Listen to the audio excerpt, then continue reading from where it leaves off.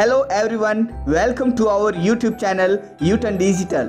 One step towards success. My name is Anil Sankla. इस channel को आप subscribe कीजिए जिससे इस चैनल के जो भी फर्दर नोटिफिकेशन है वो आपको ऑन टाइम मिले और आप लेक्चर पर ऑन टाइम रहें। हमारे ऑफिशियल टेलीग्राम चैनल को ज्वाइन करने के लिए डिस्क्रिप्शन बॉक्स में लिंक दे रखी है, उस पर क्लिक कीजिए। आपको उस टेलीग्राम चैनल पर लेक्चर की PDF प्रोवाइड की जाएगी। दोस्तों, इस इंफॉर्मेशन को ध्यान से देखते हुए आपको 5 सवालों का आंसर देना होगा और ये रक्त संबंध के यहाँ पर सवाल मैंने लिए हैं, जिसमें 5 सवाल इस इंफॉर्मेशन पे बेस्ड हैं और 2 सवाल जो हैं फोटोग्राफी के हैं। तो दोस्तों, यहाँ पर लिखा हुआ है कि एक परिवार की 3 पीढ़ियों में 8 सदस्य है। तो पीढ़ियां यहाँ पर 3 है और सदस्य यहाँ पर 8 दे रखे हैं। और इसने आगे बोला कि परिवार में 2 युगल है और 3 पुरुष सदस्य है। दोस्तों, 2 युगल का मतलब है 2 आर मैरिड कपल, विवाहित जोड़ा है दोस्तों। और इसने बोला कि पुरुष जो है 3 है यहाँ पर, तो 2 मैरिड कपल में है और एक अलग हो गया। तो टोटल यहाँ पर जो पुरुष हुए हैं वो यहाँ पर 3 पुरुष हुए हैं। इसका मतलब बाकी के जितने भी यहाँ पर सदस्य हैं 5, क्योंकि टोटल 8 सदस्य हैं, 8 में से 3 पुरुष हो गए तो बाकी यहाँ पर बचे 5। इसका मतलब महिलाएं जो है वो 5 होगी। तो दोस्तों, यहाँ पर 2 मैरिड कपल और पुरुष यहाँ पर 3 दे रखे हैं। अब हम आगे बढ़ते हैं दोस्तों। आगे इसने बोला कि ओ जो है W की पुत्र वधू है। दोस्तों, पुत्र वधू का मतलब होता है बहू और बहू होती है बेटे की पत्नी। तो ओ दोस्तों, यदि W की पुत्र वधू है तो ओ जो है वो पत्नी मतलब फीमेल होगी। और वो पत्नी किसकी होगी? जो W का बेटा होगा दोस्तों। तो W का जो भी बेटा है अभी यहाँ पर कंफर्म नहीं है, तो मैंने एक बॉक्स बना दिया है। जो कंफर्म होगा तब हम यहाँ पर सेट करेंगे। लेकिन ओ पत्नी है उसके W के बेटे की, तो W की वो बहू हुई। पुत्र वधू का मतलब बहू ही होता है। तो यहाँ पर ये वेन आरेख सेट हो गया दोस्तों। आगे चलते हैं दोस्तों। आगे के सेंटेंस में लिखा है कि P M और N की माता है। दोस्तों, P अगर M और N की माता है तो P फीमेल होगी और M और N की माता है तो M और N जो है आपस में भाई बहन होंगे। या तो दोनों भाई होंगे या दोनों बहनें, या फिर ऐसा भी हो सकता है कि एक भाई तो एक बहन। तो दोस्तों, अभी कंफर्म नहीं है तो हमने जेंडर भी यहाँ पर नहीं लिखा, लेकिन P माता है उन दोनों की, इसलिए P यहाँ पर फीमेल कंफर्म हो चुकी है। दोस्तों, आगे लिखा है कि W के केवल एक ही पुत्र है। इसका मतलब यहाँ पर उसका और कोई पुत्र नहीं होगा। लेकिन हाँ दोस्तों, अब जो भी यदि संतान होगी तो वो बेटी ही होगी दोस्तों, क्योंकि W के केवल एक ही पुत्र है। तो इसका मतलब अब यदि पुत्र के अलावा कोई भी होगी तो वो पुत्रिया होगी। इसका मतलब बहुत सारे लोग गलत समझ लेते हैं कि W की केवल एक ही संतान है। दोस्तों, एक ही संतान इसका कोई मतलब नहीं निकाला जा सकता, नहीं तो आपका सवाल गलत भी हो सकता है। दोस्तों, आगे लिखा है कि K N की नीस है। दोस्तों, K अगर N की नीस होगी तो N के भाई या बहन की बेटी होगी। अब यहाँ पर N लिखा हुआ है, N का कोई भाई बहन का बताया नहीं है। तो दोस्तों, हम यहाँ पर एक बॉक्स बना के फिर से एक इमेजिनरी इंफॉर्मेशन को सेट करेंगे। और K अगर N की नीस है तो N के भाई या बहन की यहाँ पर बेटी तो होगी ही होगी। तो ये वाला फिगर आपको सेट करना है। हो सकता है कि ये K जो है M की संतान हो, क्योंकि N का भाई या बहन M है दोस्तों। लेकिन आगे यहाँ पर लिखा है कि X Y की बहन नहीं है।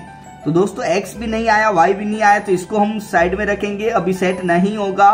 लेकिन जैसे ही हम इसको पढ़ेंगे कि P की केवल 2 संतान है, तो जब दोस्तों P की 2 ही संतान है और K N की नीस है, भतीजी या फिर भांजी, तो दोस्तों ये K तो फिर N के यहाँ पर भाई या बहन M हुआ ना, उसकी संतान हुई।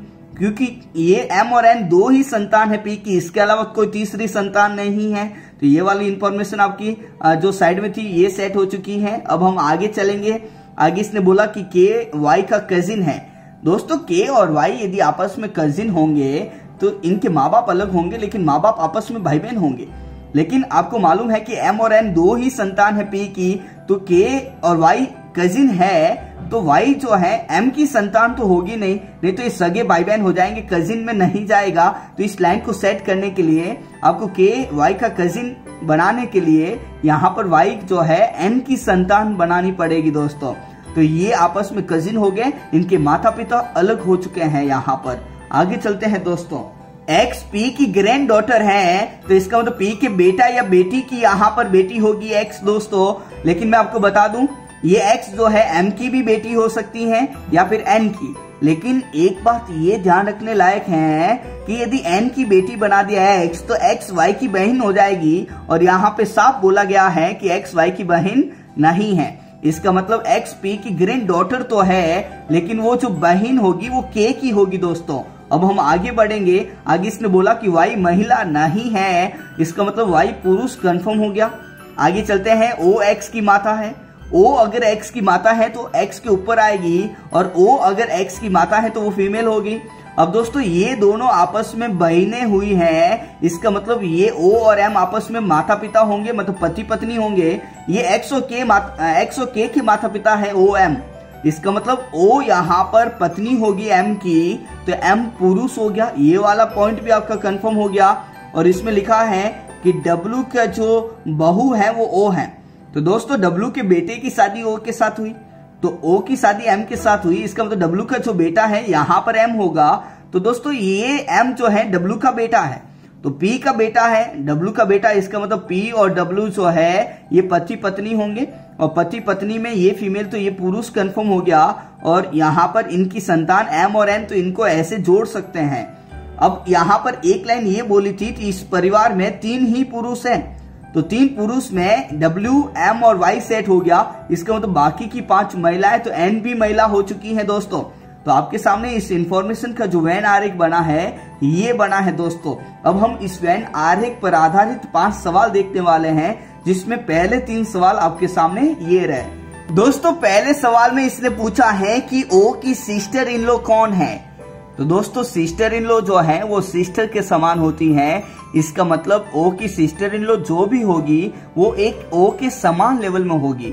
इसका मतलब ओ के ऊपर वाले जनरेशन में नहीं होगी, पी और डब्ल्यू नहीं होंगे, और ओ के नीचे वाले एक्स के और वाई नीचे वाले जनरेशन में नहीं होते हैं। तो दोस्तों जो बड़े होते हैं वो ऊपर और छोटे नीचे, तो ओ की सिस्टर इन लॉ जो है सिस्टर के समान है, इसका मतलब ओ के समान लेवल में ही होगी। तो दोस्तों ओ का तो एम पति हो गया, और पति की बहन एन है। दोस्तों पति की जो बहन होती है वो होती है दोस्तों ननंद, इसका मतलब उसको इंग्लिश में बोलते हैं सिस्टर इन लॉ। तो दोस्तों ओ की जो सिस्टर इन लॉ है वो यहाँ पर एन आई है, और एन किसी भी विकल्प में नहीं लिखा हुआ है, इसलिए आपका आंसर होगा इनमें से कोई नहीं। तो दोस्तों पहले का आंसर हुआ है ई विकल्प। अब हम आगे बढ़ते हैं क्वेश्चन सेकंड।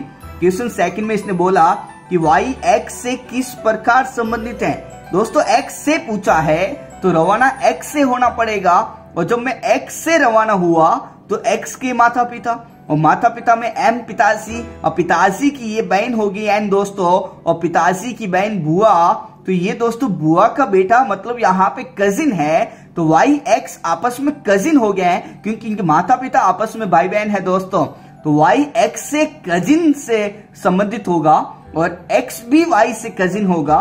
तो दोस्तों सेकंड का जो आंसर हुआ है वो आपका सी विकल्प हुआ है। अब यहाँ पर लिखा है क्वेश्चन थर्ड, ओ एन के पुत्र से किस प्रकार संबंधित हैं। तो दोस्तों एन का जो पुत्र है वो वाई है, तो ओ का एन के पुत्र से पूछा है, तो यहाँ पर वाई से रवाना होंगे। और वाई की ये कौन माता है, और माता का ये कौन है दोस्तों भाई। माता का भाई यहाँ पर दोस्तों मामा हो गए। तो दोस्तों मामा यहाँ पर हम बोलते हैं अंकल, और अंकल की ये पत्नी, इसका मतलब आंट है दोस्तों। तो तीसरे का जो आंसर हुआ है वो आपका डी विकल्प हुआ है। अब हम आगे बढ़ेंगे। क्वेश्चन फोर्थ आपके सामने ये रहा। दोस्तों यहाँ पर क्वेश्चन फोर्थ में लिखा है कि डब्ल्यू एक्स से किस प्रकार संबंधित हैं। तो आपको रवाना होना पड़ेगा एक्स से, तो यहाँ पर एक्स है दोस्तों, और एक्स के माता पिता में एम पिताजी हो गए, और पिताजी के ये माता पिता में पिताजी डब्ल्यू हो गए।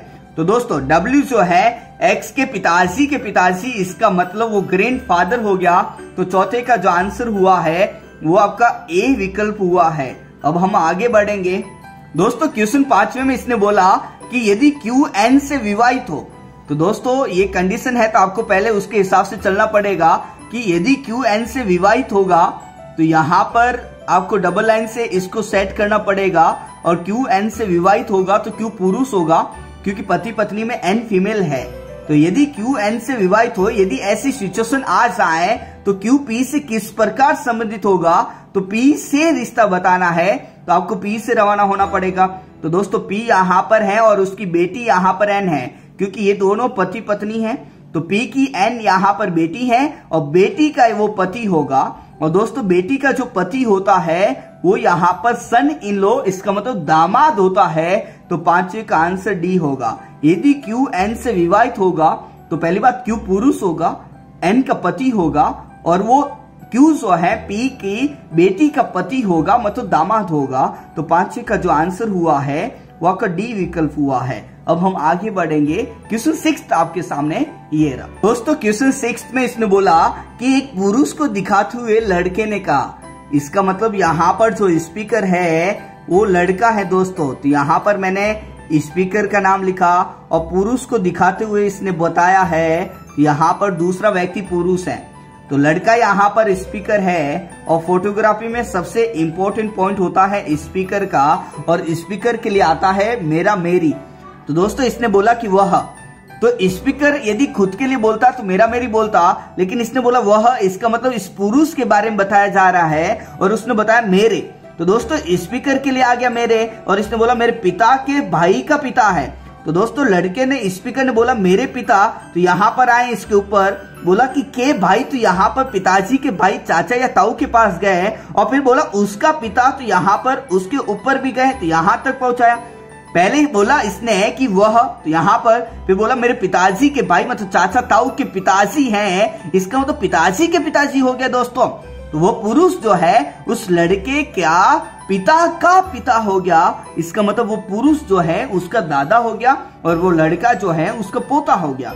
तो यदि ऐसा बोला जाए कि लड़के का पुरुष से क्या रिश्ता है, तो पोते का है। लेकिन इस सवाल में बोला कि वो पुरुष उस लड़के से किस प्रकार संबंधित है, मतलब पुरुष लड़के के क्या लगता है। तो पुरुष 2 जनरेशन बड़ा है तो वो उसका दोस्तों दादा लगेगा, और दादा को इंग्लिश में बोलते हैं ग्रैंड फादर। तो दोस्तों ए नहीं होगा, कजिन, ब्रदर भी नहीं, दामाद भी नहीं और ग्रैंड सन भी नहीं। दोस्तों यहाँ पे इसका जो आंसर होगा वो ग्रैंड फादर या दादा आएगा, जो कि इन विकल्प में कोई भी नहीं है। तो 6 का जो आंसर हुआ है वो आपका ई विकल्प हुआ है। अब हम आगे बढ़ेंगे। क्वेश्चन 7 आपके सामने ये रहा। दोस्तों इस सवाल में लिखा हुआ है कि एल जी का पिता है। तो दोस्तों एल अगर जी का पिता है तो एल पुरुष हुआ है, और ये जी का पिता है तो दोस्तों जी के ऊपर आएगा। आगे इसने बोला कि एम बी की नीस है, और ना यहाँ पर एम है ना बी, तो यहाँ पर थोड़ा सा इसको साइड में रखेंगे, इसको बाद में बनाएंगे दोस्तों। आगे इसने बोला कि बी टी का इकलौता भाई है। तो दोस्तों बी अगर टी का इकलौता भाई है तो बी पुरुष हुआ है, और टी का इकलौता भाई है, ये ध्यान रखें। तो टी का कोई भाई और नहीं होगा दोस्तों। बी अगर टी का इकलौता भाई है तो टी का कोई और भाई नहीं है। आगे चलेंगे। आगे इसने बोला कि वाई जो है बी की माता है।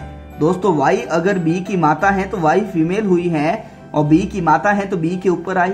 आगे बोला कि जी जो है टी का दामाद है। दोस्तों दामाद होता है बेटी का पति। जी जो है टी का दामाद तभी होगा जब जी की शादी टी की बेटी के साथ होगी। तो दोस्तों जी यहाँ पर दामाद तभी हुआ जब टी की बेटी के साथ शादी हुई। तो टी की बेटी कंफर्म नहीं है, लेकिन यहाँ पर हम बॉक्स बना के साइड में जगह बना लेंगे, और यहाँ पर जो है जी को पुरुष बता देंगे। जी यहाँ पर टी का दामाद हो गया। आगे चल लेंगे, और इसने बोला कि टी जिसके केवल एक ही संतान है। तो दोस्तों टी की केवल एक ही संतान है, तो अभी यहाँ पर कंफर्म नहीं, थोड़ा सा वेट करें। लेकिन इसने बोला कि एल जो है जी के पिताजी हैं। तो दोस्तों एल यदि जी के पिताजी हैं तो एल को प्लस रखा। ये दोनों पति पत्नी है तो ये दोनों आपस में संबंधी हुए। आप इनको जल्दबाजी में पति पत्नी नहीं बनाएंगे, डबल लाइन या सिंगल लाइन का इस्तेमाल बीच में नहीं कर पाएंगे दोस्तों। आगे इसने बोला था कि बी एम जो है बी की नीस है। दोस्तों नीस होती है भतीजी या फिर भांजी। तो एम बी के भाई या बहन की बेटी है। तो यहाँ पर बी यहाँ पर है, इसके भाई या बहन टी है, तो टी की यहाँ पर जो है एम बेटी होगी। तो ये आपका पॉइंट सेट हो गया।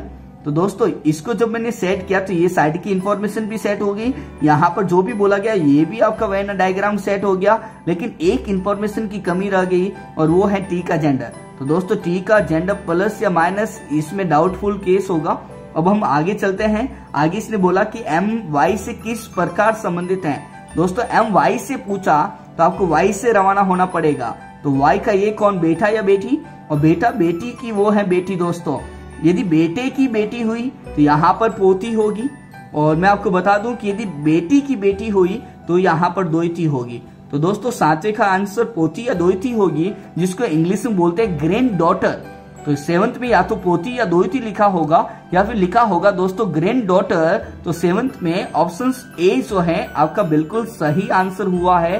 तो दोस्तों आपको ये समझ में आया होगा, बहुत ही आसान है दोस्तों। ऐसे ही आप पहले वेन आरेख बनाएं और उसके बाद में जो पूछा जाए उस सवाल को ध्यान से पढ़ते हुए उसका आंसर दें। Thank you students for watching this video. अगर आपको ये वीडियो पसंद आए तो इस वीडियो को लाइक कीजिए। अगर आपको इस वीडियो से हेल्प मिलती है तो इस वीडियो को आप अपने साथी स्टूडेंट्स के बीच में भी शेयर कीजिए, ताकि उनको भी इस वीडियो से हेल्प मिल सके। इस चैनल को आप सब्सक्राइब कीजिए, जिससे इस चैनल के जो भी फर्दर नोटिफिकेशन है वो आपको ऑन टाइम मिले और आप लेक्चर पर ऑन टाइम रहें। Thank you.